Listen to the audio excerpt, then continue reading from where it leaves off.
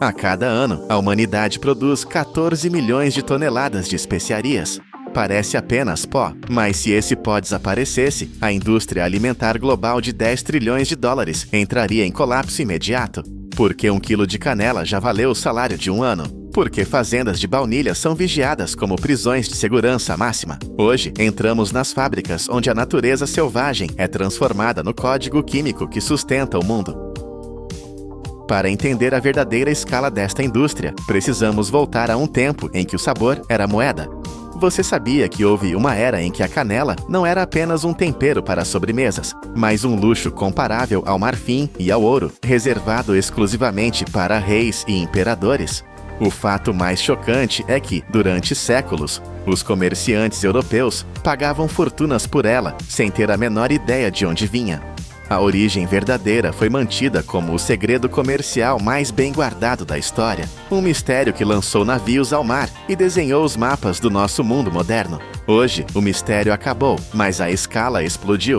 As florestas tropicais do Sri Lanka, Índia, Vietnã e Indonésia são agora o motor que fornece mais de 90% de toda a canela consumida no planeta. Mas cuidado, nem toda canela é igual. Na indústria moderna, existem duas filosofias de produção que não poderiam ser mais opostas. De um lado, temos a canela cássia, aquela que você provavelmente tem na sua cozinha agora. O processo aqui é brutal e focado em volume. As árvores crescem por 10 ou 15 anos até que seus troncos estejam grossos. Então, elas são cortadas. A casca é arrancada com força bruta diretamente da madeira. É uma colheita destrutiva. A árvore morre para servir à indústria uma única vez. O resultado é uma casca dura, espessa e com um aroma agressivo, feito para o mercado de massa. Mas existe um outro mundo, o mundo da canela do Ceilão. Aqui, a lógica é a da regeneração e da paciência infinita. As árvores não são derrubadas. Em vez disso, seus caules são podados na base, permitindo que a raiz sobreviva e continue produzindo por até 40 anos. É uma diferença fundamental. Enquanto a cássia é força bruta, o Ceilão é cirurgia. A recompensa por não matar a árvore são canudos de canela, com um sabor complexo, doce e limpo. A cássia dá o impacto imediato, mas o Ceilão entrega a profundidade que a alta gastronomia exige. Quando os ramos frescos de canela do Ceilão chegam à instalação de processamento, eles são submersos em tanques de água. Eles precisam ficar lá por pelo menos 15 minutos. Isso não é para limpeza, é para a sobrevivência do produto. A água amolece a fibra, preparando a madeira para o momento mais crítico de toda a operação. O que acontece a seguir é o que separa uma especiaria de luxo de um pedaço de madeira comum. O processo de raspagem da casca é uma arte que nenhuma máquina conseguiu replicar com perfeição. O trabalhador segura uma faca curvada especializada. O ângulo da lâmina deve ser exato. Ele não pode cortar para baixo. Ele deve deslizar. O objetivo é remover a casca interna, uma camada preciosa que tem apenas 0,2 milímetros de espessura. Para você ter uma ideia, isso é mais fino do que uma folha de papel de impressora. Se o trabalhador aplicar força por um segundo a mais ou tremer a mão, a casca se rasga. E uma casca rasgada perde imediatamente seu valor comercial. É uma operação de alto risco, repetida milhares de vezes por dia. Mas a magia da engenharia manual não para por aí.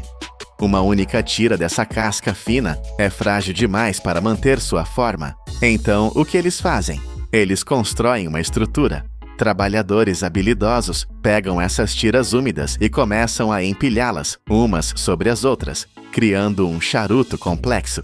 Eles sobrepõem de 8 a 12 camadas microscópicas, criando uma parede que atinge apenas 3 milímetros de espessura total. Essa técnica cria uma estrutura oca, perfeita para reter os óleos essenciais voláteis que dão o sabor. Depois de montados, esses tubos frágeis entram na fase de secagem, mas você não pode simplesmente jogá-los ao sol. O sol direto é o inimigo. Ele secaria a camada externa muito rápido, prendendo a umidade dentro e apodrecendo o núcleo. Em vez disso, a canela é colocada em prateleiras à sombra, em galpões ventilados, por 7 longos dias. É um jogo de paciência. O objetivo é reduzir a umidade para exatos 10 a 12%. Durante essa semana, a física faz o trabalho. As camadas encolhem e se apertam, curvando-se naturalmente para formar aquele tubo perfeito e sólido que conhecemos. Se secar rápido demais, o óleo evapora e o sabor some. Se secar devagar demais, o mofo ataca. É um equilíbrio na navalha. Só depois disso, a canela é cortada com precisão em comprimentos de 5 a 20 centímetros, pronta para viajar milhares de quilômetros sem quebrar. Agora, deixamos o silêncio dos galpões de secagem e viajamos para o calor úmido e vulcânico da Indonésia.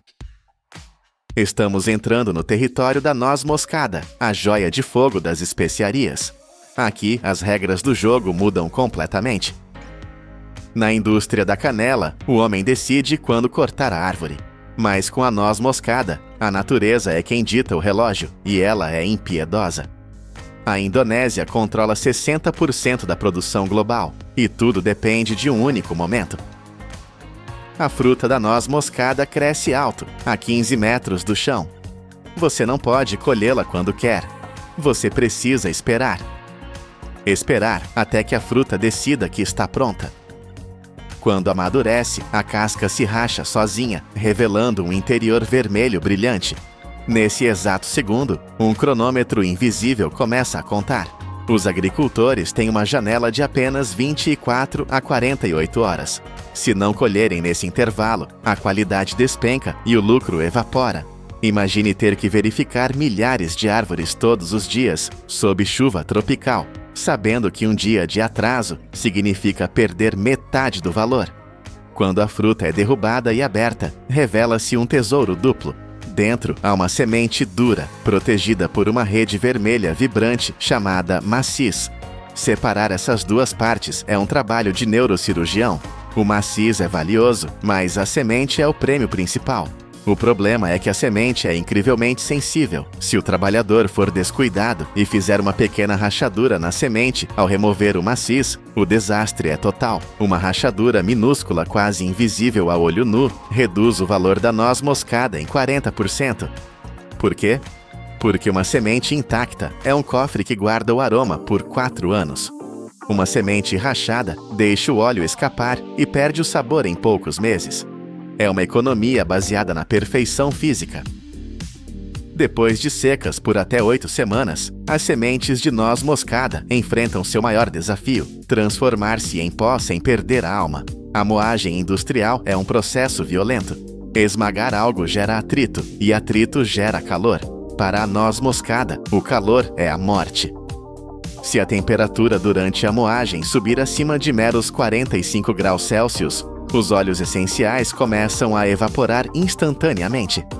Você teria um pó marrom, mas o cheiro, o sabor, a magia, tudo teria desaparecido no ar da fábrica antes mesmo de ser embalado. Para vencer essa batalha termodinâmica, as fábricas modernas usam sistemas de moagem criogênica ou refrigerada. É um ambiente selado, controlado como um laboratório. A velocidade é sacrificada deliberadamente. As máquinas giram mais devagar para não aquecer. O objetivo é transformar uma semente dura como pedra em partículas minúsculas, medindo entre 50 e 70 microns.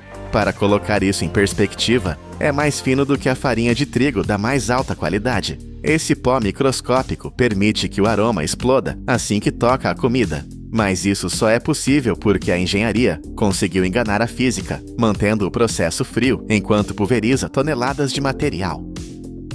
Saindo do frio industrial, vamos para a mercadoria agrícola mais paranoica do planeta.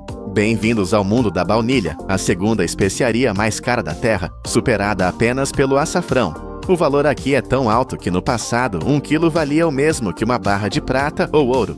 E onde há valor extremo, há crime.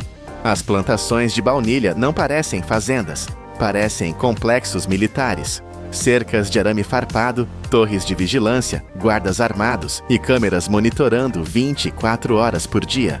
Tudo isso porque 10% de toda a colheita mundial é roubada diretamente do pé todos os anos. Mas a baunilha guarda um segredo irônico. A fava verde, quando está no pé, não tem cheiro nenhum. É completamente inodora. Se você a mordesse, não sentiria nada, além de um gosto vegetal amargo. Para transformar essa fava verde, sem graça, no aroma mais amado do mundo, é preciso torturá-la. A transformação começa com um choque térmico. as favas são mergulhadas em água quente. Esse processo de branqueamento mata a fava, interrompendo seu crescimento biológico. Mas, ao morrer, ela começa a viver quimicamente. O calor dispara uma reação em cadeia de enzimas que começam a converter os compostos internos em vanilina, a molécula responsável por 90% daquele sabor que conhecemos. O que se segue é uma maratona de trabalho manual que justifica cada centavo do preço. Depois do banho quente, as favas precisam suar. Elas são enroladas em cobertores de lã grossa e trancadas em caixas de madeira por 48 horas. É como uma sauna química. Lá dentro, a umidade cai e a cor muda de verde para um marrom profundo e rico. O aroma doce começa a nascer no escuro e no calor, mas a natureza não trabalha sozinha. Ela precisa de massagem. Sim, massagem. Durante a fase de secagem ao sol, que dura semanas, trabalhadores experientes pegam cada fava individualmente e a massageiam com os dedos. Eles alisam a fava para distribuir os óleos essenciais por todo o comprimento e garantir que não haja bolsas de umidade que possam apodrecer. Imagine fazer isso com milhões de favas, uma por uma, todos os dias. É uma obsessão pela perfeição. Todo esse esforço colossal, a segurança armada, a ciência enzimática, a massagem manual, é para uma elite minúscula. De toda a baunilha colhida, apenas 20 a 30% tem qualidade suficiente para se tornar extrato natural premium. O resto é vendido como subproduto. E aqui está o fato mais perturbador de todos. A demanda global é tão insaciável que a natureza não consegue acompanhar. 95% de tudo o que você vê rotulado como sabor baunilha no supermercado não contém uma única gota de baunilha real. É tudo sintético. A baunilha verdadeira é um diamante raro, forjado por meses de paciência humana e sofrimento vegetal. Nós caminhamos pelos corredores do supermercado e vemos potes de vidro cheios de pó colorido, assumindo que eles sempre estarão lá. Percebemos o sabor como algo garantido, mas por trás de cada aroma do seu café da manhã ou da sua sobremesa favorita, existe uma rede global, operando no limite absoluto da capacidade física e humana. Começa com uma faca, raspando uma camada de 0,2 milímetros de uma árvore no Sri Lanka. Passa por um cronômetro de 48 horas em um vulcão na Indonésia e termina com massagens manuais em favas preciosas guardadas por arame farpado. Esses processos invisíveis são os pilares que impedem que uma indústria de 10 trilhões de dólares entre em colapso. As especiarias não são apenas comida. Elas são a prova física do que a humanidade é capaz de fazer: dobrar a natureza, criar máquinas de precisão e cruzar oceanos, apenas por um único segundo de prazer no paladar. Na próxima vez que você sentir o cheiro de canela ou baunilha, lembre-se, você não está apenas sentindo um cheiro. Você está inalando o resultado de uma das cadeias industriais mais complexas da Terra. Inscreva-se no Poder da Indústria para descobrir mais histórias ocultas por trás dos gigantes que constroem o nosso mundo. A cada 12 meses, a civilização humana realiza um feito titânico, produzindo um oceano de vinho que supera a marca de 6,9 bilhões de galões. Esta não é apenas uma bebida para banquetes de luxo, é uma máquina econômica colossal, avaliada em mais de 400 bilhões de dólares. O mistério que vamos desvendar hoje é brutal em sua simplicidade.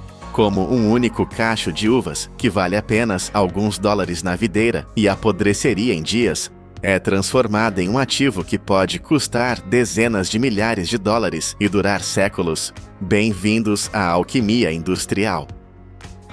A nossa jornada começa nos vastos campos da Califórnia, Washington e Oregon, onde o sol doura intermináveis fileiras de videiras. Aqui, entre o final do verão e o início do outono, ocorre uma mobilização que lembra uma operação militar. A natureza dita o prazo, mas é a engenharia pesada que executa a missão. Em grandes vinhedos comerciais, a imagem romântica de camponeses colhendo uvas manualmente foi substituída por monstros mecânicos de alta precisão.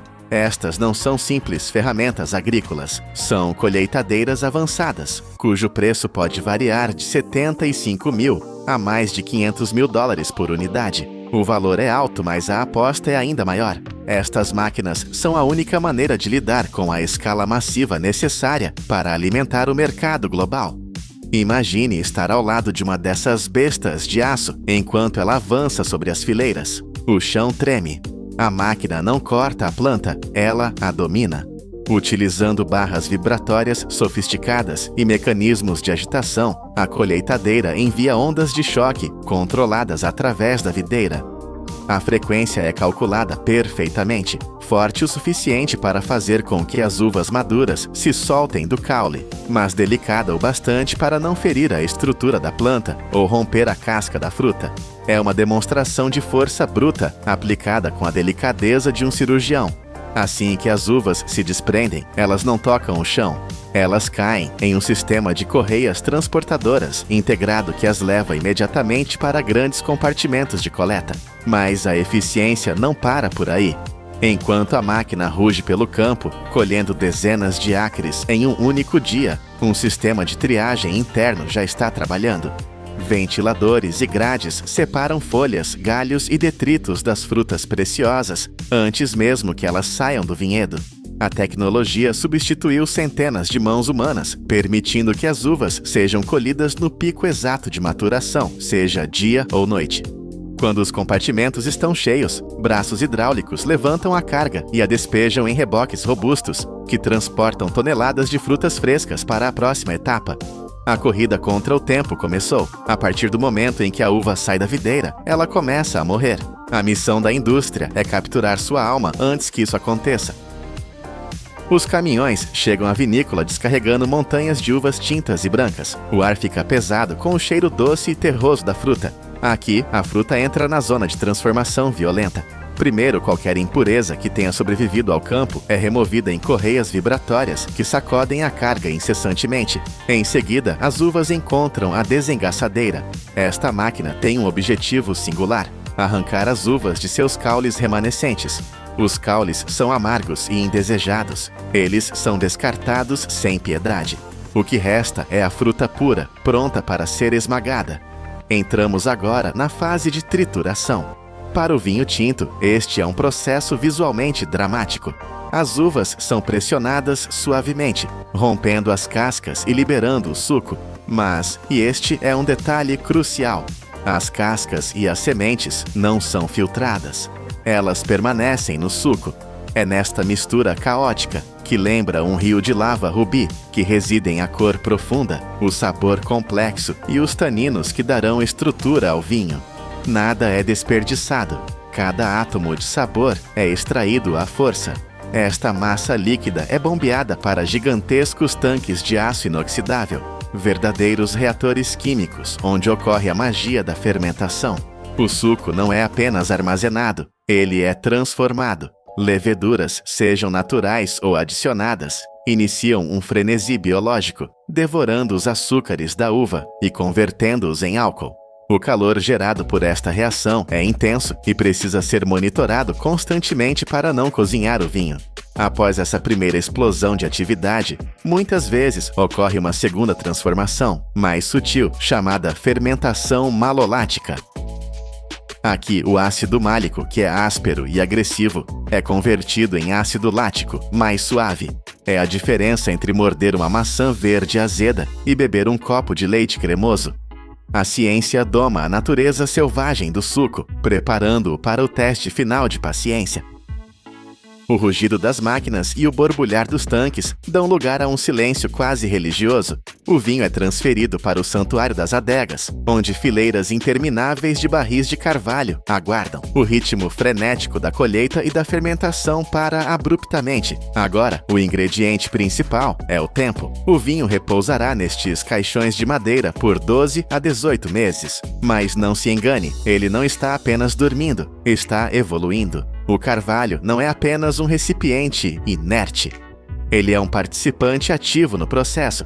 A madeira infunde o líquido com notas de baunilha, tosta e especiarias, adicionando camadas de complexidade que a uva sozinha jamais poderia oferecer. Mais importante ainda, a madeira respira. Através dos poros microscópicos do carvalho, minúsculas quantidades de oxigênio entram em contato com o vinho. Esta micro-oxigenação é vital.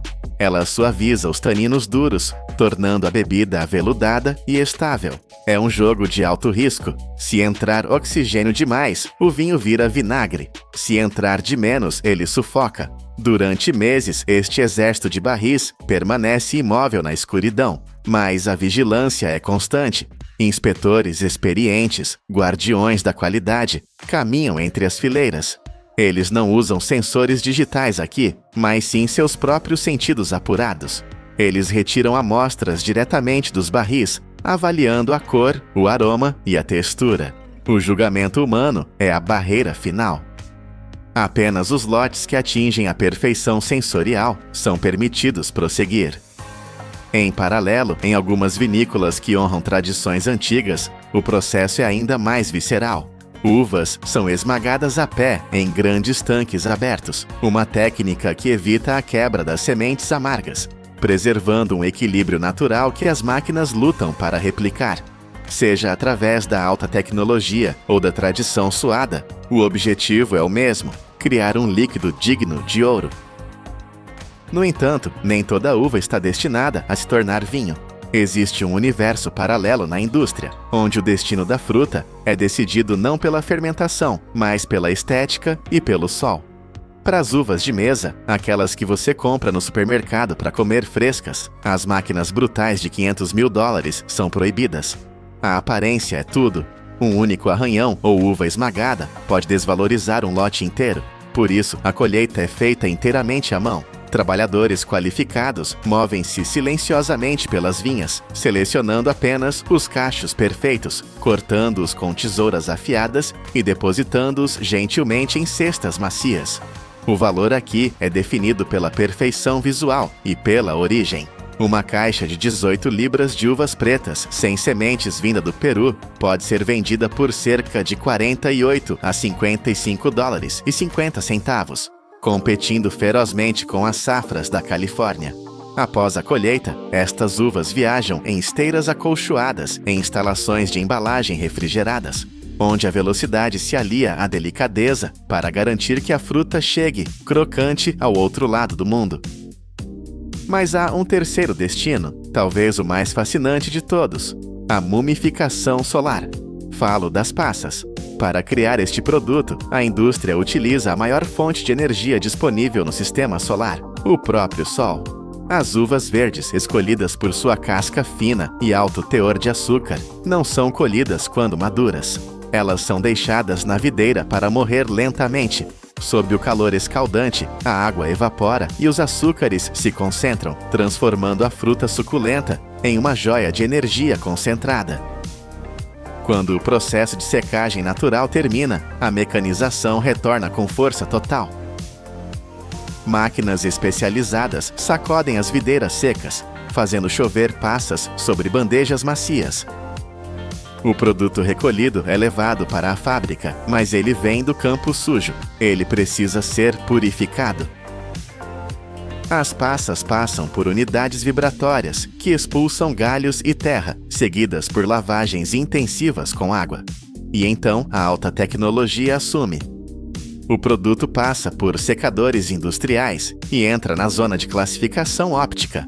Lasers e câmeras escaneiam milhares de passas por segundo, detectando qualquer imperfeição de cor ou tamanho.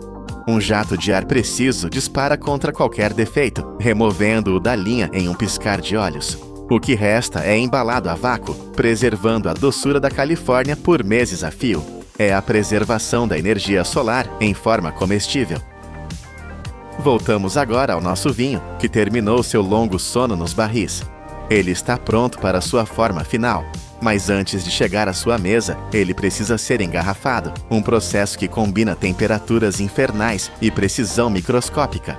As garrafas de vidro nascem em fornos que operam a temperaturas superiores à lava vulcânica, moldadas a partir de areia derretida. Elas chegam à linha de engarrafamento, estéreis e famintas. Em uma dança mecânica de alta velocidade, as garrafas marcham por correias transportadoras. Bicos de enchimento de precisão descem e injetam o vinho com exatidão milimétrica. Não pode haver erro. Uma gota a mais é desperdício, uma a menos é fraude. Imediatamente após o enchimento, ocorre o selamento. Rolhas de carvalho ou cortiça são comprimidas e forçadas para dentro do gargalo por máquinas poderosas. Este é o momento crítico. A rolha deve vedar perfeitamente o líquido, protegendo o investimento de anos contra o oxigênio destruidor. Para vinhos premium, a rolha de carvalho é um símbolo de status, um toque final de elegância orgânica em um produto industrial. Finalmente, a garrafa recebe sua identidade. Rótulos detalhados são aplicados, contando a história da safra, da região e da variedade. Braços robóticos empilham as caixas em paletes, criando torres de vidro e líquido prontas para cruzar oceanos. Começamos esta história com um fruto frágil pendurado sob o sol, vulnerável e barato. Terminamos com um produto robusto, capaz de viajar o mundo e envelhecer por décadas. Esta indústria de 400 bilhões de dólares não vende apenas suco de uva fermentado. Ela vende o domínio do homem sobre o tempo. Cada vez que você ouve o som de uma rolha sendo puxada, lembre-se, você não está apenas abrindo uma bebida. Você está liberando anos de trabalho, a força de máquinas gigantescas e a paciência silenciosa de uma indústria que aprendeu a transformar a natureza em arte. Imagine que alguém possui o poder de desligar a água de uma nação inteira, apenas girando uma válvula gigante de aço. Diante dos seus olhos está o rio Tigre. Há 8.000 anos, a civilização humana nasceu nestas margens. Mas hoje, este berço da história está morrendo. A causa não é apenas a seca, mas uma muralha de concreto de 1 bilhão e 700 milhões de dólares construída rio acima. Esta é a história de como a engenharia transformou a geografia em uma arma. E porque a próxima guerra mundial pode não ser por petróleo, mas por uma simples gota de água. Para entender por que um rio sagrado está sendo estrangulado, precisamos primeiro olhar para o norte, para o coração industrial da Turquia. Esqueça os mercados de especiarias e os tapetes voadores. A Turquia moderna é uma fera faminta por energia, uma máquina colossal que nunca dorme. Em menos de 40 anos, a população deste país quase duplicou, saltando de 45 milhões para mais de 85 milhões de pessoas. É uma explosão humana que exige recursos em uma escala inimaginável. Imagine megacidades como Istambul e Ankara brilhando na noite, com arranha-céus que consomem eletricidade como se não houvesse amanhã. Pense nas fundições de aço operando a 1.600 graus Celsius, nas fábricas de cimento e nos complexos têxteis que funcionam 24 horas por dia. Todo esse progresso tem um preço exorbitante. O problema central é que a Turquia não tem petróleo nem gás natural suficientes em seu próprio solo. O país sangra dinheiro, gastando cerca de 90 bilhões de dólares todos os anos, apenas para importar energia de vizinhos e rivais. É uma vulnerabilidade estratégica que nenhum governo pode aceitar. Foi dessa necessidade desesperada de sobrevivência que nasceu uma ideia titânica: o Projeto do Sudeste da Anatólia, ou GAP. Engenheiros e planejadores olharam para os mapas e viram o potencial inexplorado dos rios Tigre e Eufrates. Eles decidiram que não iriam apenas construir uma usina, eles iriam reescrever a geografia. O projeto abrange 75 mil quilômetros quadrados. Para colocar isso em perspectiva visual, estamos falando de uma área de construção do tamanho de todo o país da Áustria. O plano: erguer 22 barragens gigantescas e 19 usinas hidrelétricas. Um investimento de 32 bilhões de dólares, destinado a transformar a força bruta da água em independência nacional. O primeiro grande golpe desta batalha contra a natureza foi desferido no rio Eufrates com a construção da barragem Atatürk. Não pense nisso como uma simples parede no rio. Pense nela como uma montanha artificial. Com 169 metros de altura, ela é capaz de segurar um oceano interior de 49,2 quilômetros cúbicos de água.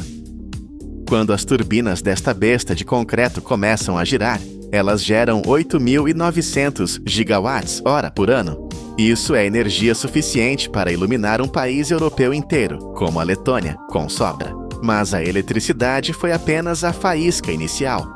O verdadeiro milagre e a verdadeira maldição aconteceu no solo. Engenheiros escavaram túneis através de montanhas e construíram canais de irrigação que se estendem por milhares de quilômetros, parecendo veias de concreto em um deserto poeirento. De repente, uma região que vivia à mercê da chuva ganhou o controle total da água. E o que eles plantaram? Não foi comida para matar a fome, foi ouro branco, foi algodão. A produção de algodão explodiu, triplicando para 400 mil toneladas por ano. Hoje, essa região, que antes era seca e estéril, produz quase 60% de todo o algodão da Turquia. É um triunfo econômico deslumbrante, mas a biologia do algodão é implacável. Esta planta é incrivelmente sedenta. A matemática visual aqui é assustadora. Para produzir apenas um único quilograma de algodão bruto, o suficiente para talvez 3 camisetas, são necessários até 10 mil litros de água. Multiplique isso por milhões de toneladas. O resultado é que o rio, que antes corria livre para o sul, agora é sugado para os campos agrícolas turcos. A água que dava vida ao Iraque agora veste o mundo. E com o sucesso do Eufrates, a Turquia voltou seus olhos para o próximo alvo, o rio Tigre, preparando o palco para o verdadeiro conflito. Foi assim que surgiu Ilizu. Se a barragem Atatürk foi o começo, a barragem de Ilizu é o ultimato. Esta estrutura é o vilão de concreto da nossa história. Com um custo de 1 bilhão e 700 milhões de dólares, ela foi projetada para bloquear o rio Tigre, a última grande artéria que restava, fluindo livremente para o Iraque. A construção desta barragem foi tão controversa que se tornou um escândalo global antes mesmo de o primeiro caminhão de cimento chegar ao local. No início dos anos 2000, governos europeus e bancos internacionais olharam para os planos e ficaram horrorizados. O Reino Unido, a Alemanha, a Suíça e a Áustria, que inicialmente iriam financiar o projeto, retiraram um pacote de crédito de mais de 600 milhões de dólares. O motivo? O desastre ambiental e cultural era evidente demais para ser ignorado. Eles disseram não, mas a Turquia disse: nós faremos mesmo assim. Ankara decidiu financiar a construção com seus próprios bancos, transformando o projeto em uma questão de orgulho e soberania nacional. A construção foi um épico de persistência. O canteiro de obras parecia uma fortaleza sitiada, enfrentando ataques armados e crises de financiamento. Mas em 2018, o monstro estava pronto. A barragem se estende por quase 2 quilômetros de comprimento, 1.829 metros de parede sólida. Seu reservatório foi projetado para engolir 10,2 quilômetros cúbicos de água. A Turquia utiliza um argumento jurídico afiado para justificar isso. Eles se recusam a chamar o Tigre de Rio Internacional. Em vez disso, usam o termo Rio Transfronteiriço. Pode parecer apenas um jogo de palavras, mas a diferença é brutal. Na visão de Ankara, enquanto a água estiver dentro das fronteiras turcas, ela pertence à Turquia, ponto final. É como se eles dissessem: a chuva caiu aqui, então a água é nossa. Quando as comportas de Ilizu se fecharam para encher o reservatório, foi como colocar um torniquete no pescoço do Iraque. O fluxo de água diminuiu e o pesadelo rio abaixo começou. Agora, vamos viajar centenas de quilômetros para o sul, cruzando a fronteira para o Iraque. Aqui, a realidade não é feita de estatísticas de eletricidade ou lucros de exportação. Aqui, a realidade tem gosto de sal e cheiro de morte. O Iraque é um país que vive no fio da navalha. 98% de toda a sua água superficial vem do Tigre e do Eufrates. Não há plano B. Quando a Turquia fecha a torneira, o Iraque seca. Os medidores hidrológicos começaram a mostrar números aterrorizantes. O fluxo do rio caiu para 30% a 40% da média histórica. Imagine abrir a torneira da sua cozinha e ver apenas um fiozinho de água suja saindo. É isso que acontece em escala nacional. Na província de Basra, no extremo sul, a catástrofe atingiu proporções bíblicas. Com o rio fraco demais para empurrar para fora, o mar avançou. A água salgada do Golfo Pérsico invadiu o leito do rio, subindo contra a corrente e envenenando o abastecimento de água doce. A água da torneira em Basra tornou-se um coquetel tóxico de sal, bactérias e poluição concentrada. Não estamos falando de água com gosto ruim. Estamos falando de veneno. Entre 2018 e 2022, os hospitais de Basra foram inundados por mais de 100 mil pacientes. Eram crianças, idosos e trabalhadores. todos sofrendo de cólicas agonizantes, diarreia severa e erupções cutâneas, simplesmente por beberem ou tocarem na água que chegava às suas casas. No campo, a situação é de partir o coração. Onde antes havia campos de trigo dourado, agora existem planícies brancas de sal. Sem água doce para lavar o solo, a terra morre. A salinização transformou terras férteis, que alimentaram impérios por milênios, em crostas duras e estéreis. Búfalos de água, animais majestosos que são o símbolo da região, morrem de sede e ficam atolados na lama seca. Famílias inteiras cujas linhagens cultivavam a mesma terra há séculos estão empacotando seus poucos pertences e fugindo para as favelas das cidades, tornando-se refugiados climáticos em seu próprio país. Mas seria injusto e incompleto culpar apenas a Turquia por esta tragédia. A verdade é dura. O Iraque também é culpado por seu próprio sofrimento. Enquanto a Turquia construía o futuro com concreto e tecnologia, o Iraque deixava sua infraestrutura apodrecer no passado. O sistema de irrigação do país é uma relíquia, um museu a céu aberto de ineficiência. A estatística aqui é chocante. Apenas 20% dos canais de irrigação no Iraque são revestidos de concreto. O resto são valas de terra nua, cavadas décadas atrás. Tentar transportar água nesses canais é como tentar carregar água em um balde cheio de furos. A física é implacável. Sob o sol escaldante do deserto, a água infiltra-se na terra seca ou evapora antes mesmo de chegar às plantações. Estudos mostram que o Iraque perde até 60% de sua água dessa maneira. Pense nisso por um segundo. Mais da metade da água que entra no país é desperdiçada, jogada fora por pura falta de manutenção e investimento. Bombas enferrujadas da década de 70 falham constantemente. Comportas quebradas não fecham. É um sistema que sangra recursos. Portanto, o Iraque está sendo esmagado por dois lados. Pelo bloqueio calculado da Turquia, a montante, e por sua própria incompetência a jusante. É uma tempestade perfeita de escassez. O custo humano e econômico é devastador, mas há algo mais que foi perdido nas águas de Ilissu, algo que nenhum dinheiro pode comprar de volta. Estamos falando de história. Para criar o gigantesco reservatório da barragem, a Turquia condenou à morte a cidade de Hasankeyf. Este não era um vilarejo qualquer. Era um dos assentamentos humanos mais antigos do planeta, habitado continuamente por mais de 10 mil anos. Imagine caminhar por ruas onde romanos, bizantinos, árabes e otomanos caminharam. Hasankeyf era um livro de história vivo, esculpido na rocha calcária. Cavernas neolíticas, minaretes medievais, túmulos antigos, tudo isso estava lá. Arqueólogos e ativistas imploraram, choraram e protestaram. O mundo assistiu enquanto a cidade era colocada na lista dos patrimônios mais ameaçados da Terra. Mas a engenharia não tem sentimentos. Quando as águas começaram a subir, foi o fim. 199 assentamentos foram afetados. Dezenas de milhares de pessoas foram forçadas a deixar as casas de seus ancestrais. A Turquia moveu alguns monumentos em operações de engenharia complexas, criando um parque arqueológico artificial, mas a alma da cidade foi afogada. Hoje, se você olhar para o lago calmo de Ilissu, não verá nada. Mas lá embaixo, sob toneladas de água escura, estão as cavernas onde nossos ancestrais acenderam fogueiras há milênios. Uma herança insubstituível da humanidade foi trocada por turbinas e eletricidade. O silêncio subaquático de Hasankeyf é o som ensurdecedor do progresso a qualquer custo. Se você acha que isso é um problema isolado no Oriente Médio, pense novamente. O que aconteceu no Tigre é apenas um capítulo de um manual global que está sendo escrito agora mesmo. A água é o novo petróleo e a geografia é a nova arma nuclear. Olhe para o rio Mekong, no Sudeste Asiático. A China construiu 11 barragens gigantescas no curso superior do rio. O resultado?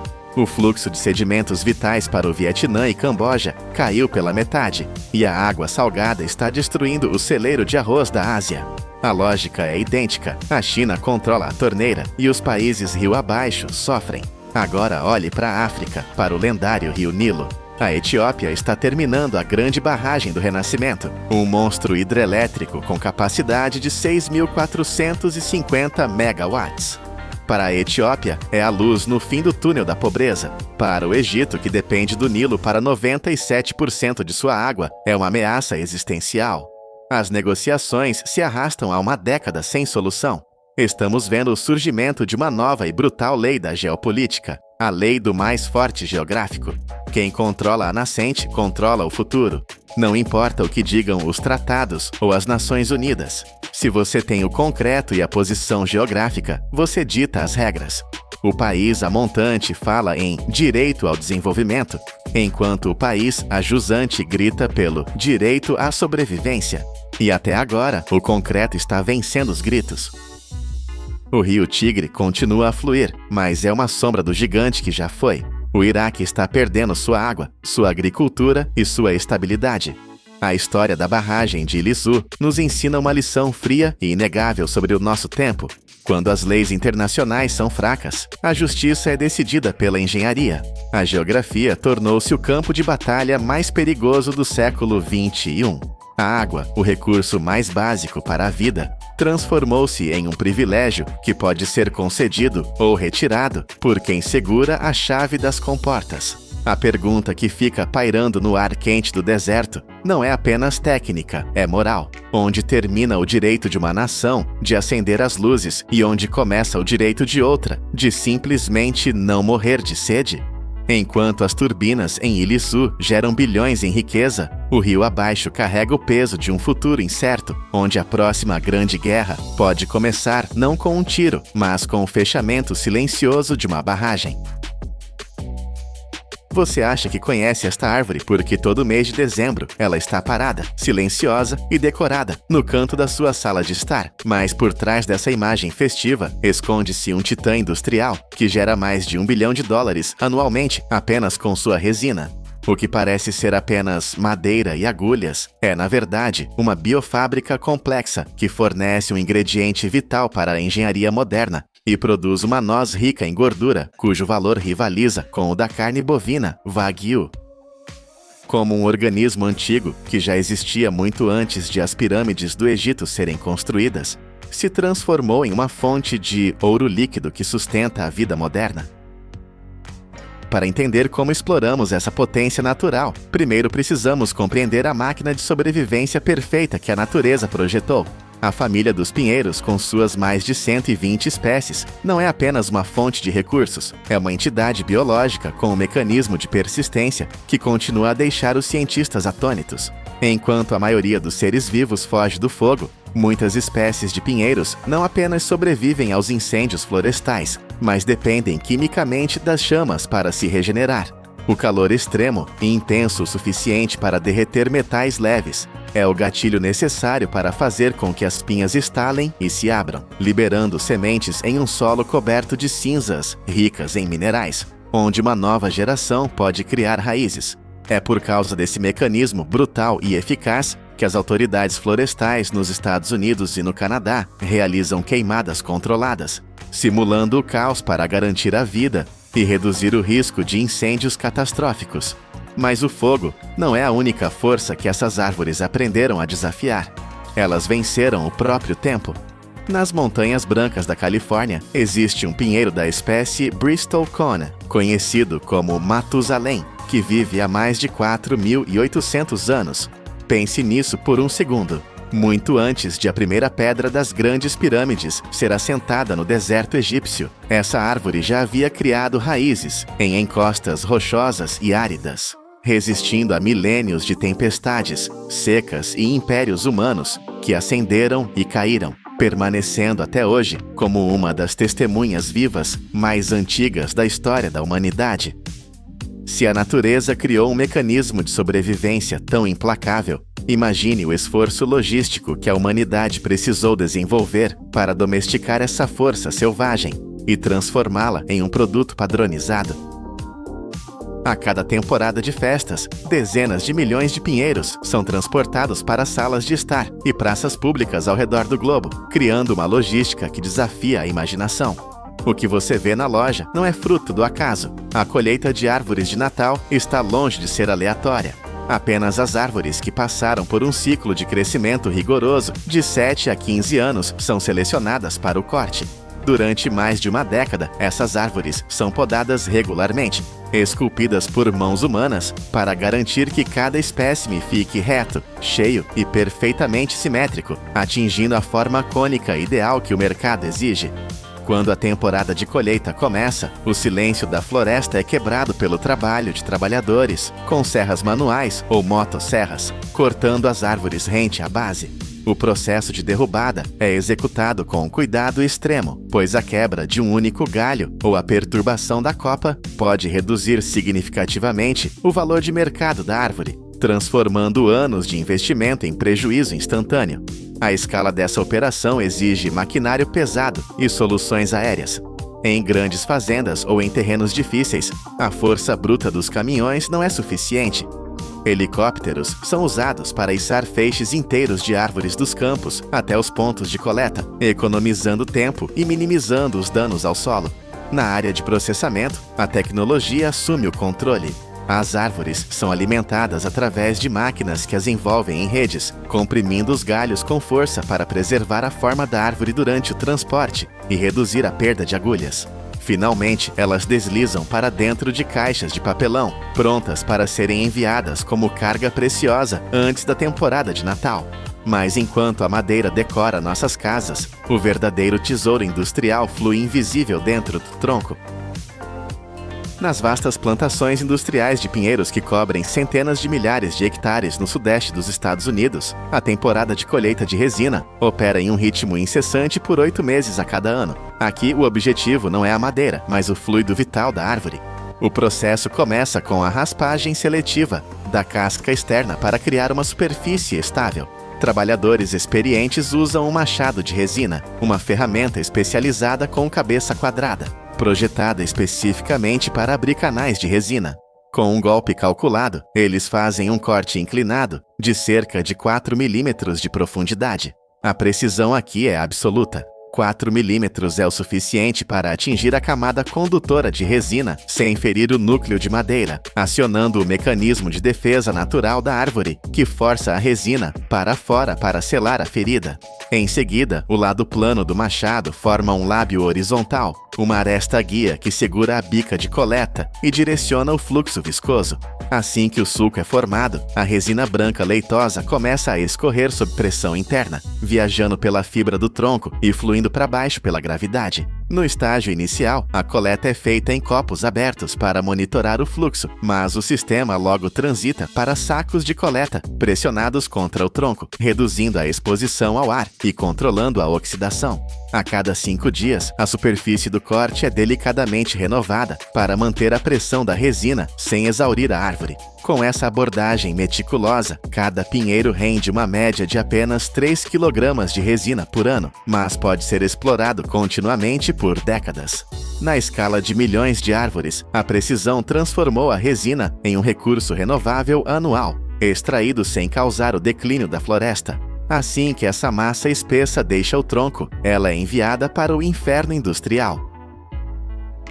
Nas instalações de produção de breu, cada lote de 20 a 50 toneladas de resina bruta é alimentado em tanques aquecidos para amolecer o material e reduzir sua viscosidade, transformando-o de uma massa pegajosa em um líquido uniforme.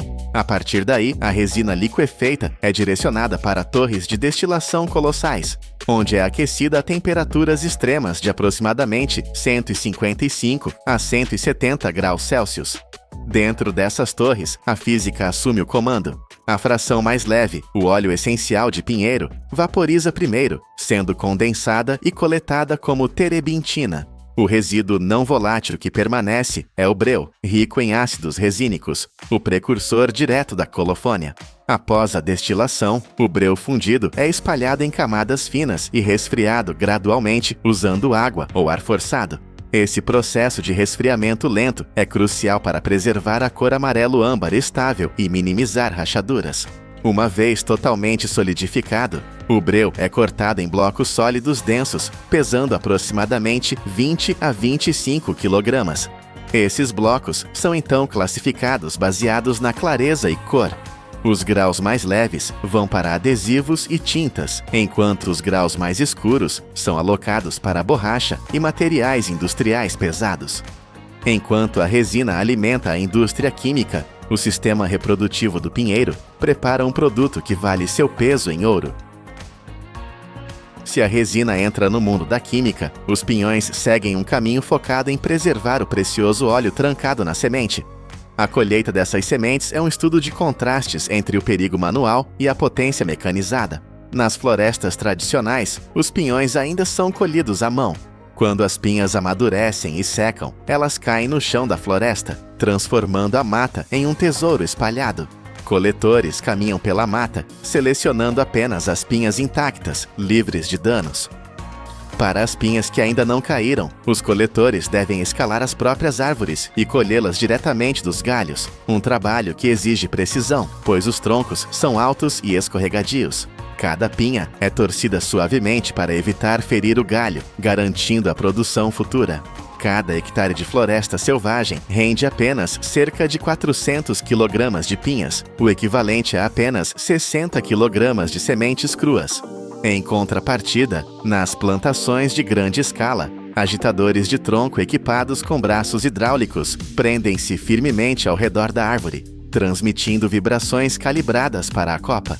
Isso faz com que as pinhas caiam simultaneamente, permitindo que blocos inteiros sejam colhidos em apenas alguns dias. Mas extrair a pinha é apenas o começo. O desafio real é liberar o núcleo frágil sem esmagá-lo.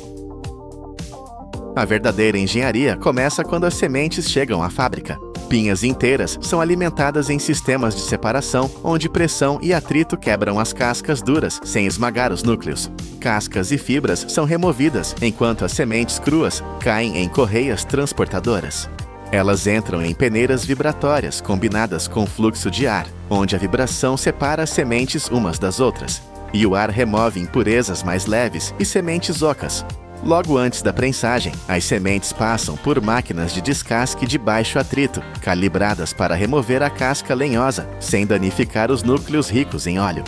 Após a separação, apenas cerca de 70% das sementes atendem aos padrões e são retidas. O restante é descartado para proteger a qualidade. No estágio final, os núcleos são prensados a frio em pequenos lotes, a temperaturas que não excedem 40 graus Celsius, evitando a degradação e preservando a estrutura molecular.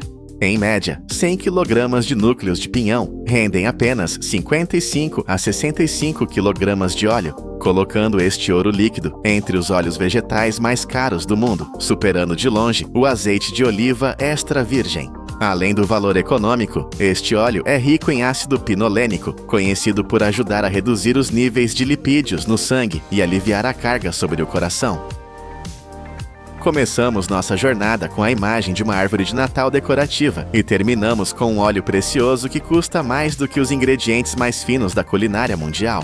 Do mecanismo brutal do fogo que gera nova vida às torres de destilação que operam a 170 graus, o pinheiro provou ser muito mais do que apenas madeira. Ele é uma fábrica química movida à energia solar, um produtor de superalimentos e a espinha dorsal de indústrias que movimentam bilhões. Talvez na próxima vez que você olhar para um pinheiro, não veja apenas uma árvore, mas uma maravilha da bioengenharia que a humanidade aprendeu a transformar em progresso.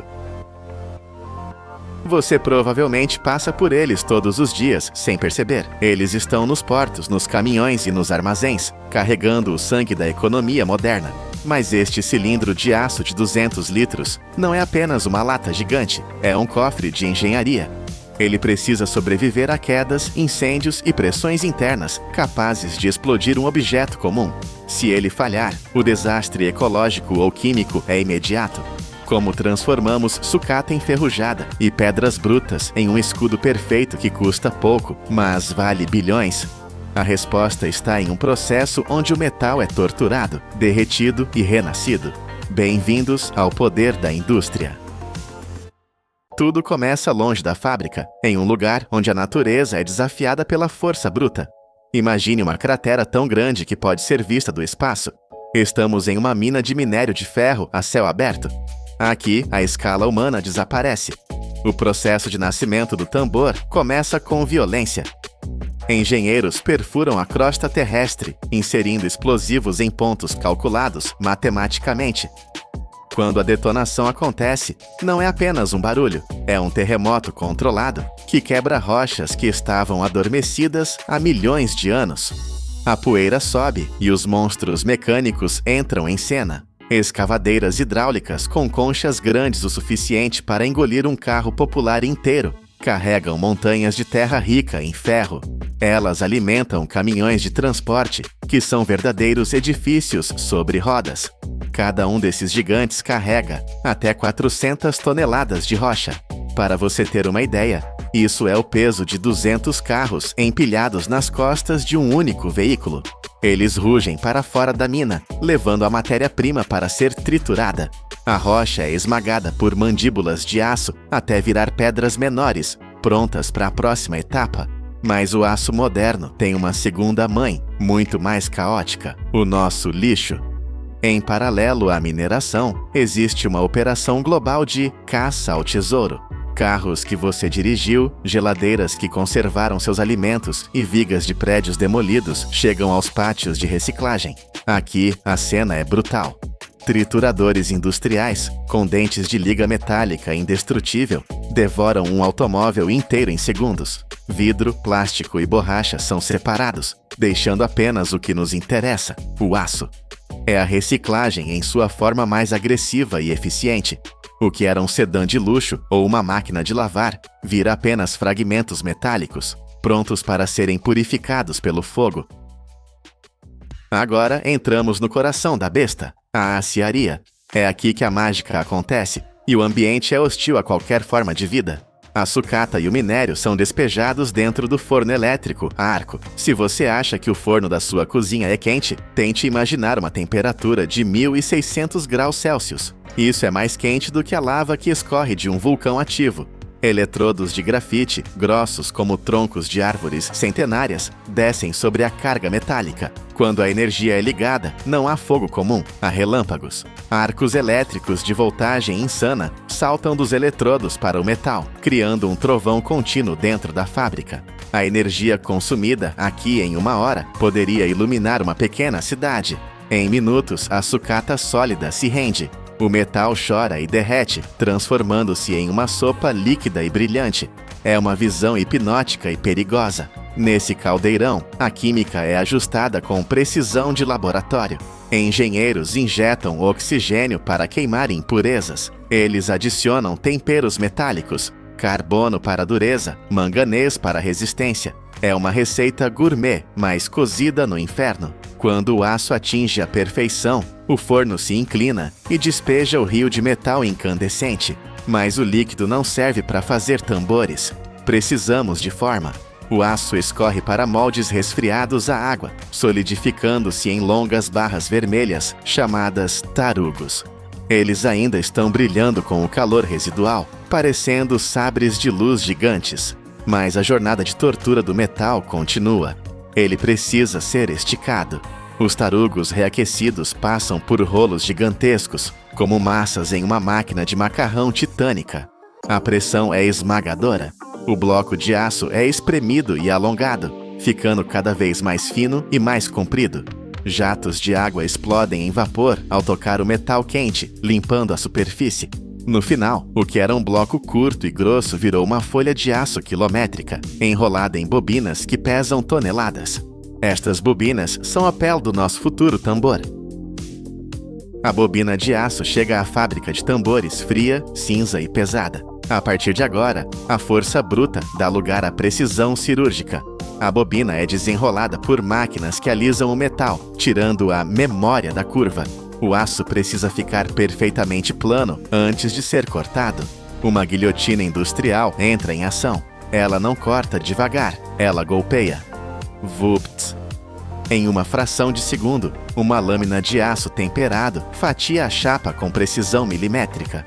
O tamanho tem que ser exato. Se a chapa for 1 milímetro mais curta, o tambor vaza. Se for 1 milímetro mais longa, a máquina trava. As bordas precisam ser navalhas perfeitas, sem rebarbas ou dentes, porque elas estão prestes a se unir para sempre. A chapa retangular voa pela esteira até a estação de calandragem. Rolos de aço agarram a chapa plana e a forçam a se curvar. O metal resiste, mas a máquina vence, transformando o plano em um cilindro. As duas pontas da chapa se encontram face a face. É hora da solda.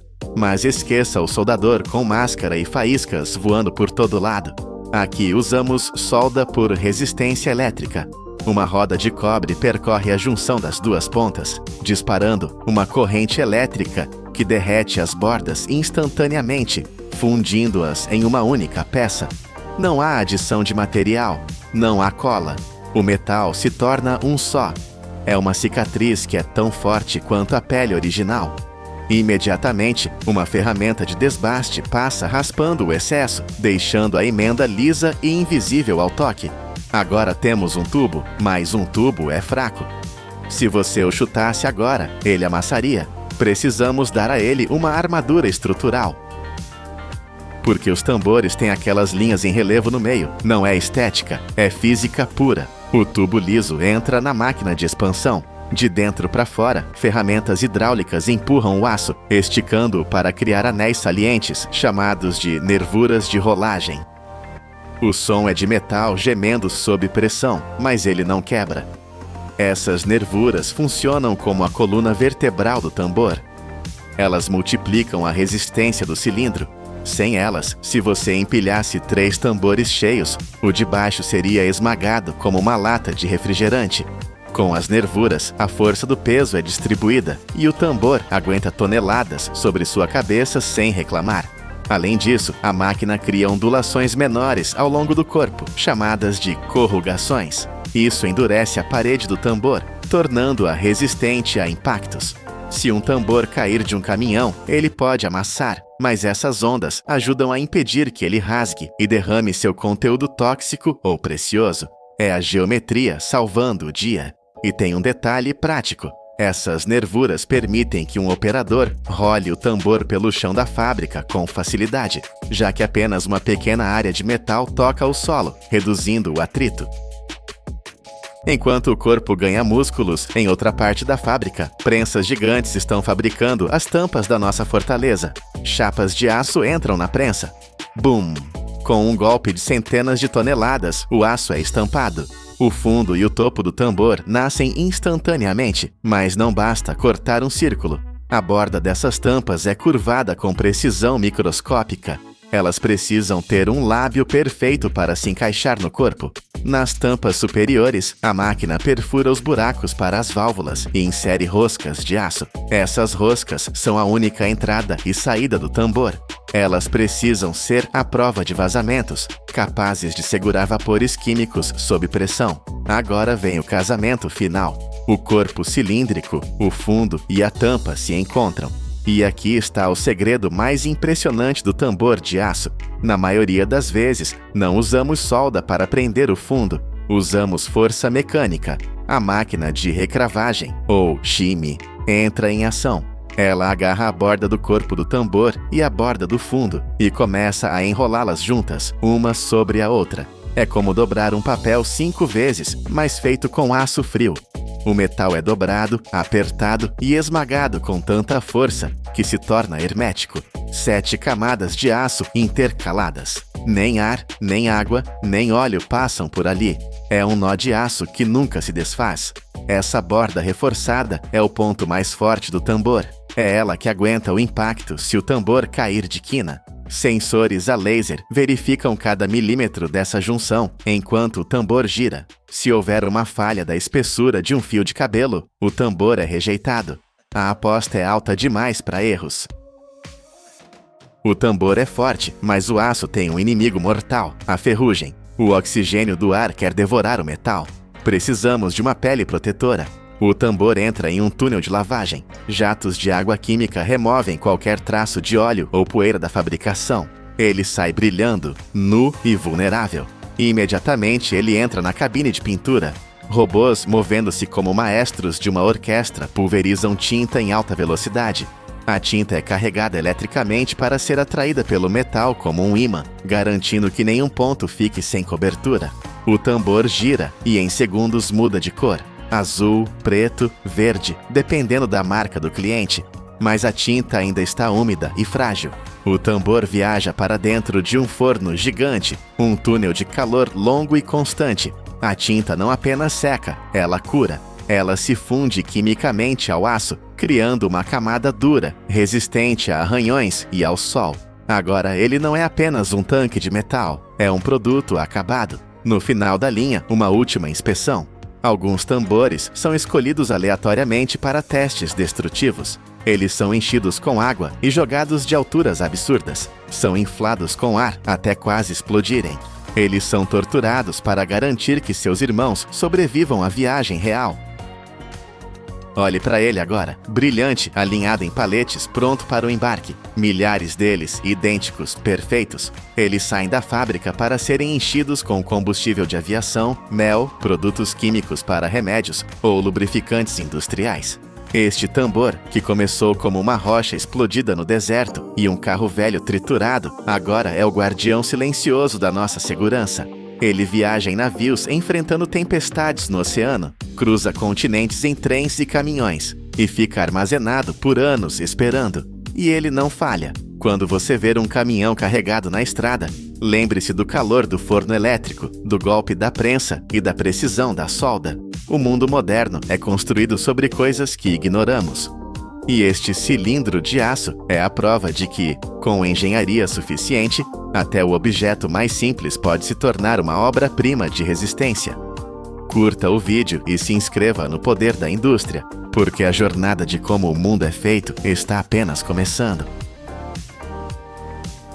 Você sabia que a humanidade produz mais de 300 mil toneladas de corned beef todos os anos? Essa quantidade colossal é suficiente para encher uma cidade inteira do tamanho de Miami, com blocos vermelhos e densos de carne indestrutível. Mas aqui está o erro que 80% das pessoas cometem. Elas acham que existe milho, ou corn, dentro da lata. A verdade é chocante. Não há um único grão de milho nestes milhões de latas. Corn vem de cristais de sal do tamanho de grãos, a única arma capaz de vencer o tempo antes da geladeira existir. Hoje, vamos entrar em uma indústria de 9 bilhões de dólares para ver como o calor, o sal e a pressão transformam músculos rígidos em comida eterna. Para entender como essa montanha de carne é criada, precisamos viajar para o coração da América do Sul. Esqueça as fazendas pequenas que você imagina. Aqui estamos falando de impérios de pastagem. O Brasil, a Argentina e os Estados Unidos são as 3 superpotências que dominam o mercado global, mas é nas savanas brasileiras que a escala desafia a imaginação. Imagine pastos que se estendem por milhares de quilômetros, uma paisagem vasta e aberta sob um sol implacável. A maioria dos animais não sobreviveria a esse calor tropical, mas aqui reina o zebu. Este gado não é apenas um animal.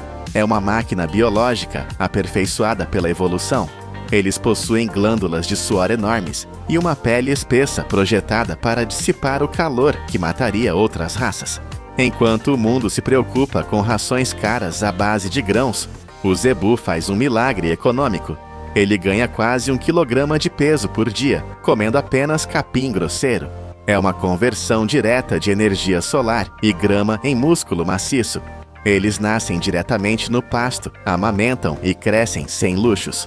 Quando atingem 18 meses, entram na fase de aceleração industrial. O objetivo biológico muda. Agora, o corpo do animal foca em construir fibras musculares longas, firmes e estáveis. Não é apenas carne, é a estrutura que sustentará uma indústria bilionária. Ao atingirem 500 quilogramas, eles são movidos. O resultado é uma torrente de 2 milhões e 300 mil toneladas de carne exportada anualmente pelo Brasil, alimentando as linhas de processamento que nunca param. O momento em que o gado deixa o pasto marca o fim da biologia e o início da engenharia. A transformação de um ser vivo em matéria-prima industrial exige precisão absoluta e velocidade letal. No início da linha, a prioridade é desligar o sistema. O animal é contido e, com a precisão de um cirurgião, uma pistola de dardo cativo dispara no centro exato da testa. Não há barulho de pólvora, apenas o som seco da mecânica. O disparo interrompe a atividade nervosa instantaneamente. O animal perde a consciência antes de sentir dor. É um fim humano para garantir uma qualidade industrial. Depois que o couro e os órgãos são removidos, o que resta é uma carcaça de centenas de quilogramas pendurada em trilhos de aço. Agora, observe a violência controlada das máquinas. Serras de fita industriais, rugindo a 3.000 rotações por minuto, descem sobre a espinha dorsal. O som é ensurdecedor, mas o corte é silencioso em sua perfeição. A lâmina atravessa o osso mais duro do corpo, como se fosse manteiga, guiada por lasers ou mãos experientes ao longo do eixo espinhal. Em segundos, a carcaça se abre em duas metades simétricas. Não é apenas estética, é eficiência térmica. Essa divisão permite que o frio penetre nos ossos mais rápido, preparando a carne para o desmembramento cirúrgico que virá a seguir. Dentro da fábrica, nem toda a carne tem o mesmo destino. Para o corned beef, os engenheiros de alimentos buscam uma peça específica, uma peça que muitos considerariam dura demais para um bife de luxo, o peito ou brisket. 70% de cada lata que você vê na prateleira vem dessa região frontal do animal. Pense na física disso. O animal passa a vida inteira em pé. Os músculos do peito sustentam centenas de quilos contra a gravidade, dia e noite. Esse esforço constante cria fibras grossas, resistentes e entrelaçadas com gordura. É uma carne construída para o trabalho pesado. A outra parte vem das pernas traseiras, ricas em colágeno. O colágeno é o cimento da natureza. Em sua forma crua, é duro e borrachudo. Mas os produtores sabem que, sob o calor certo, esse tecido conjuntivo se transformará na gelatina, que dá ao corned beef sua textura famosa. Nas mesas de corte, açougueiros de elite trabalham em um ritmo frenético. Eles não precisam olhar duas vezes. Eles sentem a direção das fibras e a elasticidade da carne através de suas luvas de malha de aço. É um balé sangrento, onde a anatomia é desmontada peça por peça, separando o que será bife de luxo do que será a base da nossa lata indestrutível. Agora, a carne entra na fase que lhe dá o nome. Se deixássemos esses blocos de músculo ao ar livre, eles apodreceriam em dias. Para vencer a morte celular, usamos o sal. Mas a imersão tradicional em tanques de salmoura é lenta demais para o mundo moderno. O sal demoraria dias para penetrar no centro de um pedaço grosso de peito. A indústria não tem esse tempo. A solução é a injeção de alta pressão. Imagine uma máquina que parece um instrumento de tortura futurista, equipada com centenas de agulhas de aço inoxidável. Cada agulha tem apenas 1,2 milímetros de espessura. Elas descem sobre a carne com força hidráulica, perfurando profundamente o tecido muscular. No momento da penetração, elas disparam uma solução precisa de água, sal, nitrito e especiarias. É uma transfusão industrial. O nitrito é a chave. Ele trava a cor vermelha da carne, impedindo que ela fique cinza e cria uma barreira química contra bactérias mortais. O que a natureza levaria uma semana para fazer por osmose, essas máquinas fazem em horas.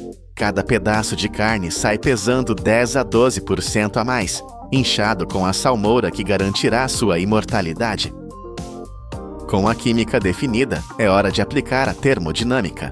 A carne curada é carregada em caldeiras a vapor gigantescas. Não é um cozimento rápido, é um processo lento e deliberado. Durante 3 a 5 horas, a carne é mantida a 70 graus Celsius. Esta temperatura não é aleatória, é o ponto exato de ruptura. A 70 graus, a mágica acontece. O colágeno duro, aquele cimento que tornava a carne impossível de mastigar, começa a derreter. Ele se converte em gelatina líquida, untando as fibras musculares de dentro para fora.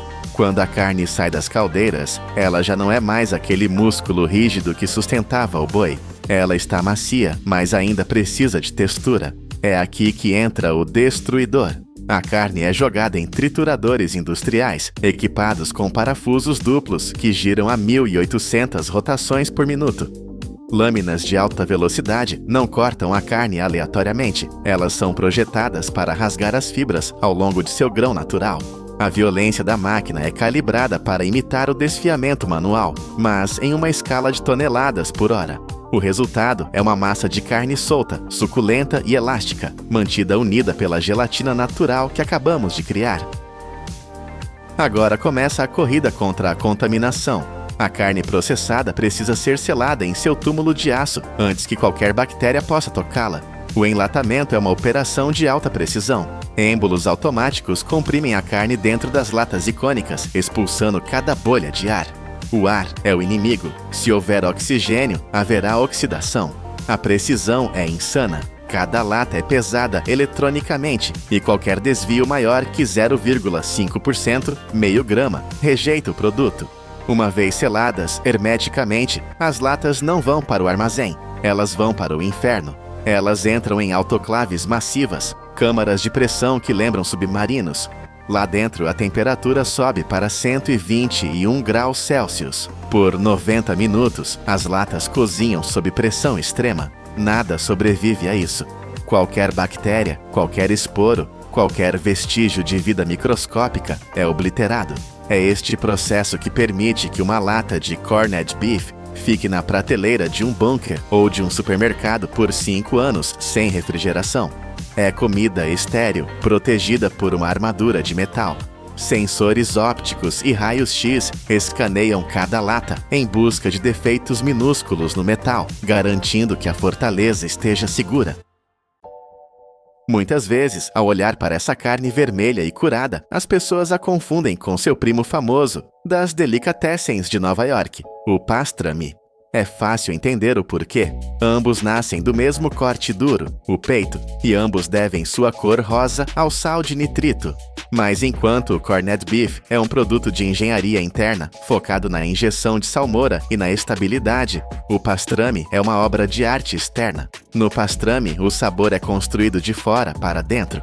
Ele é esfregado com especiarias secas, criando uma crosta negra e aromática. Depois, ele é defumado lentamente, absorvendo a fumaça da madeira, antes de ser cozido no vapor para ficar macio. O pastrami é servido quente, fatiado na hora, exalando fumaça e especiarias. O corned beef tem um propósito diferente.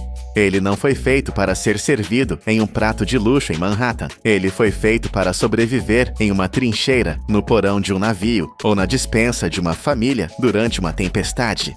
Ele é a espinha dorsal da indústria de carne enlatada, projetado para durar quando tudo mais falha. Começamos com um mito sobre milho e terminamos com uma realidade de aço e sal. O que sai dessas fábricas não é apenas um produto de conveniência, é o triunfo da técnica sobre a biologia. Pegamos 300 mil toneladas de músculo perecível, vindo de gado que pastava sob o sol escaldante do Brasil, e o transformamos em tijolos de energia que podem durar meia década. Da próxima vez que você puxar o anel de metal e ouvir o som do vácuo sendo quebrado, lembre-se do que foi necessário para colocar aquela carne ali. Quilômetros de pasto, serras de 3.000 rotações, agulhas de precisão e o calor de 120 graus. É mais do que comida. É uma bateria de calorias, carregada pela indústria, pronta para ser usada quando o mundo precisar.